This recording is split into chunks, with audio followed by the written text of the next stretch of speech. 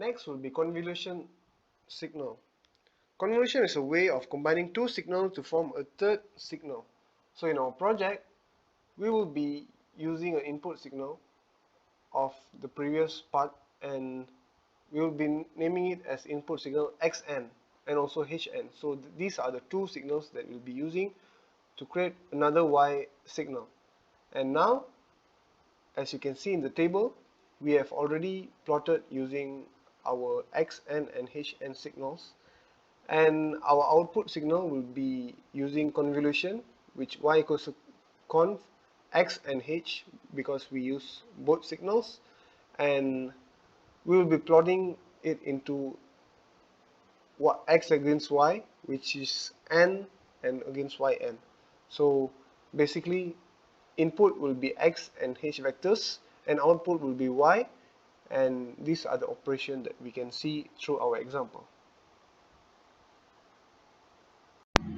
Hello everybody, my name is Poovan from Group 8, from Group 8, and I'll be talking about Z transform and also zero pole plot.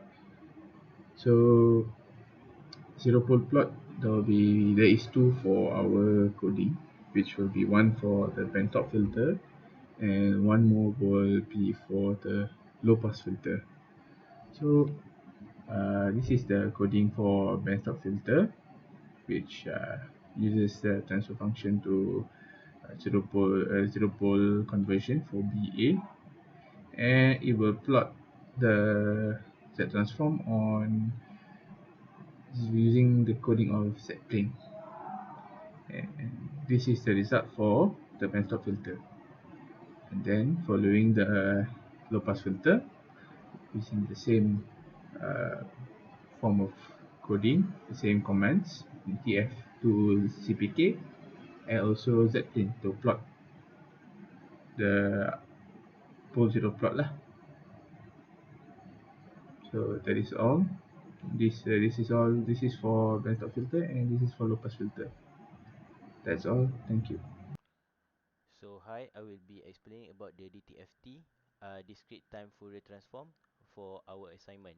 So the loading an audio file, which is the audio DSP.wave from the e-learning. So using the audio read function and storing the signal and sample rate in y and fs respectively.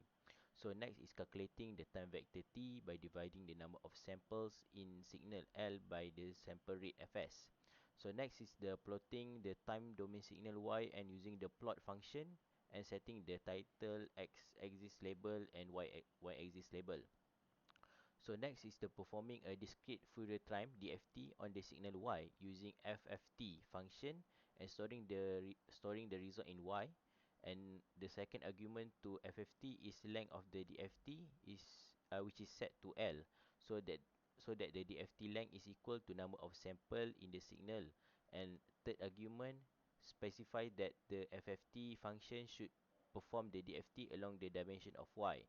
So next, plotting the magnitude of the single-sided amplitude spectrum of the signal y, which is absolute value of y divided by the length of the FTL, and taking only the first half of the result to obtain the positive frequency.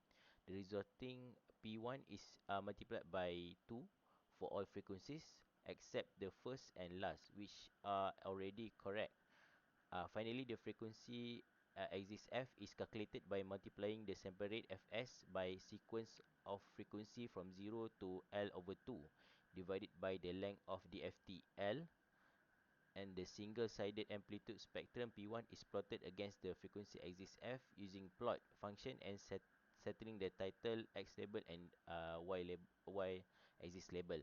So this code perform a basic analysis for an audio signal in time and frequency domain by plotting the time domain signal and then plotting the magnitude of the single-sided amplitude spectrum of the signal in the frequency domain.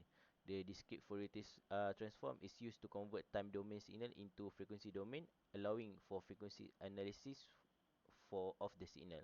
Thank you. So for now, I'll be explaining about the windowing method. So windowing is a technique used to reduce the side loops of a signal's frequency spectrum and it is used to reduce the spectrum leakage that occurs when a limited signal is transformed from the time domain to frequency domain using a Fourier transform. So filtering a signal using the windowing method in MATLAB by using conv function to convolve the signal with a window function.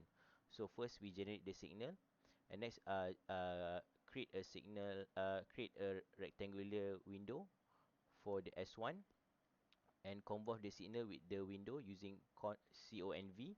So lastly, we plot the original signal and the filtered signal. So the signal X is a sum of two sine wave at frequency of 50 and 120.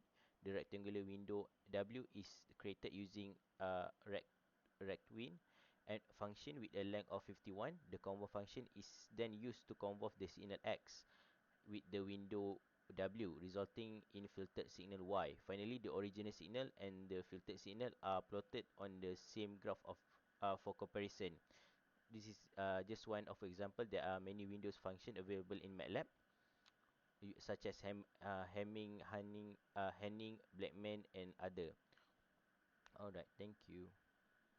Binary transformation is a method to convert analog filters into digital filters.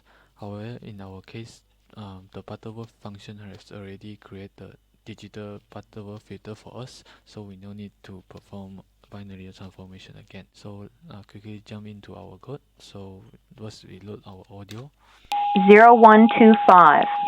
First we noticed that we had got a 800 Hz pure tone noise, so we need to use a band stop filter to remove that. So this is the band stop filter we create, and this is the filter response. After performing the band stop filter, we can see that the 800 Hz has gone, and after that we compare. 0125. This is the original audio, and this is the filter audio. 0125.